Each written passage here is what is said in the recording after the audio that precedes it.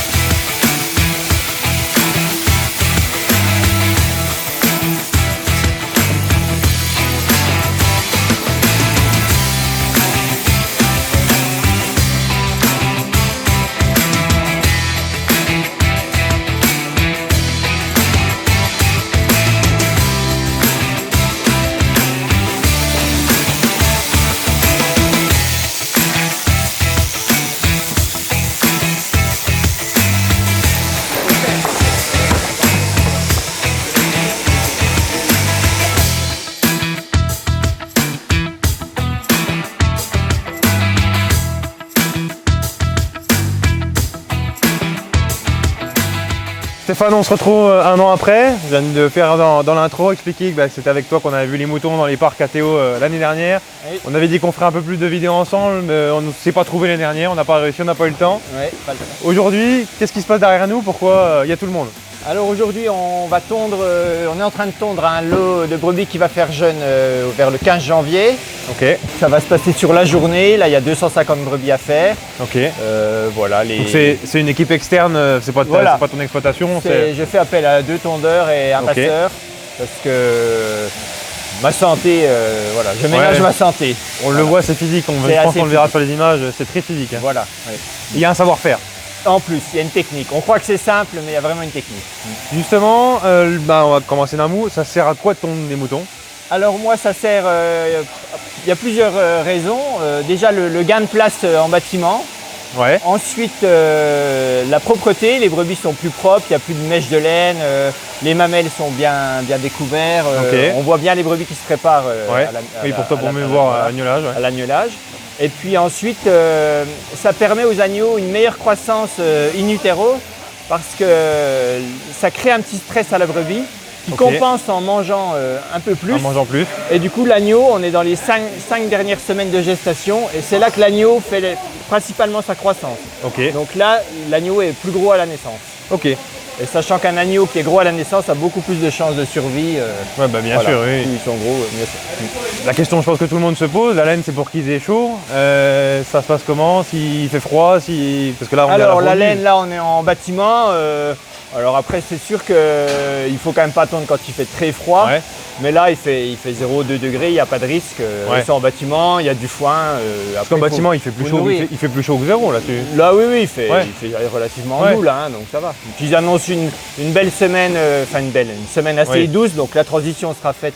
Oui, donc tu prévois un peu par rapport à la météo aussi pour pas tondre quand il fait moins 10. Quoi. Là, hier, il faisait très froid, j'aurais pas tondu. Quoi, là, voilà. La laine, ça va où? La laine, ça va à cette heure-ci, pas grand-chose parce qu'on avait un marché en Chine qui s'est écroulé suite au Covid. Donc à cette heure-ci, la laine, elle vaut 0. Et on est en projet avec une filière qui s'appelle Moselaine pour transformer la laine et la valoriser. Donc en quoi, du coup, elle serait valorisée comment? Alors après, elle serait valorisée soit en feutre, soit en isolation. Il faut savoir qu'il y a plusieurs qualités de laine. Là, moi, c'est des brebis viande, donc la laine est pas très, le grain de la laine n'est pas très fin. On fera pas un pull avec. On fera pas un pull avec. Voilà. Donc après, il y a vraiment des brebis qui sont pour la laine et d'autres pour plutôt. Voilà. Et avant, ça s'achetait combien? Enfin, ça te permettait de gagner de l'argent? En fait, avant, on n'a jamais gagné d'argent sur la laine, mais ça faisait une opération blanche. Ça rémunérait les tondeurs. Ça payait les tondeurs. Et puis voilà, pour nous, c'était une opération blanche. À cette heure-ci, ça vaut, on paye les tondeurs. Voilà. Ok, c'est presque malheureux parce que quand on voit la laine… Quand on voit le prix d'un pull en laine dans le commerce, c'est clairement clair. malheureux. Ouais. Parce que là, sur une journée comme aujourd'hui, il y a combien de kilos de Bon, là, il va y tonnes, avoir à peu près 500 kg de 500 laine. kilos Ouais. Ouais, Une donc, brebis, à peu près 2 kg de laine par brebis. Ouais. Ok. Voilà. Ok. La laine permet aussi aux brebis d'être. On dit toujours que quand on tond, on gagne. C'est un mois d'aliments. Donc on gagne Oui. quand même.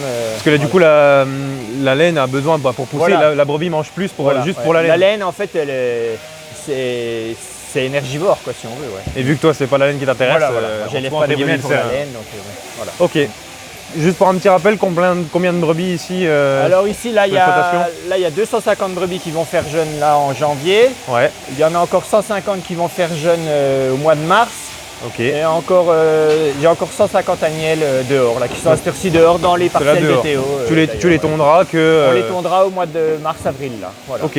Et le cycle d'après, du coup, une fois que tout le monde a agnolé, Voilà, une fois que tout le monde est agnolé, on repart. on repart à zéro. Voilà, on refait un tour. Voilà, on aura fait. Et tu décales du coup de 3 mois à peu près entre chaque Ouais, à lot. peu près, ouais, parce que comme on est en vente sur des magasins, il nous faut des agneaux toute l'année, donc on Ouais. fait plusieurs périodes d'agneaux. Ouais, t'allais toute l'année. Voilà. Et puis peut-être oui, pour pas avoir tout en même temps non On plus. peut avoir aussi. tout en même temps, quoi. Et éventuellement, et l'objectif là, c'est d'avoir un lot qui reste maximum dehors pour acheter moins de foin. Oui, Et bien puis, sûr. voilà. Et puis comme on l'avait expliqué avec Théo, dans les Voilà. parcelles, c'est bénéfique ça. pour eux aussi. Et Donc tout ça le monde est nettoie les content. parcelles en pleine, il n'y a pas de neige en pleine à cette heure-ci. Ouais. Les brebis sont nettement mieux dehors qu'à l'intérieur quand il n'y a sûr. pas de problème, enfin quand il n'y a pas de gestation au bout ou quelque chose. Quoi. Donc, Ok. jusqu'à un mois avant la mise bas, elles sont très bien dehors. Quoi. Ok, ouais. Oui, donc Voilà. tant qu'il n'y a pas de neige, Quand autant il y a- les laisser dehors. Voilà, c'est ça. Ok. Eh bien, écoute, là maintenant, ce que je te propose, c'est que je vais aller voir les brebis justement qui sont dehors. Ouais. On va aller refaire du parc pour la nuit et puis donc si tu veux me suivre. Eh ben, pour avec faire quelques plaisir. images du parc, pas de souci. On y va, Alors je te on y suis. va.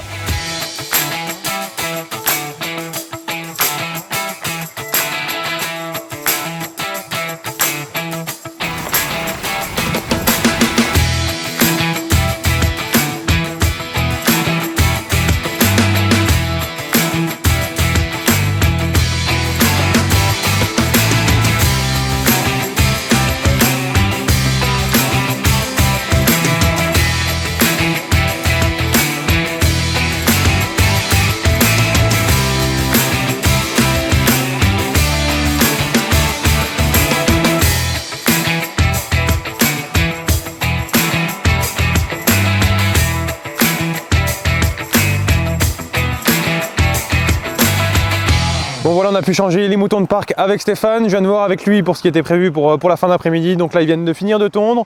On va aller changer les bêtes de l'eau, les différents lots, les mettre dans les différents box dans la ferme. Et ensuite, on va pailler et donner à manger aux moutons. Donc l'étape d'après, c'est quoi? Ça va être l'agnolage dans quelques semaines. Je vais essayer de me caler avec Stéphane pour vous filmer tout ça, qu'on puisse expliquer et voir ça ensemble. Donc c'est la fin de cette vidéo. Dites-moi dans les commentaires si elle vous a plu. Et comme d'habitude, à très bientôt pour une prochaine vidéo. Ciao!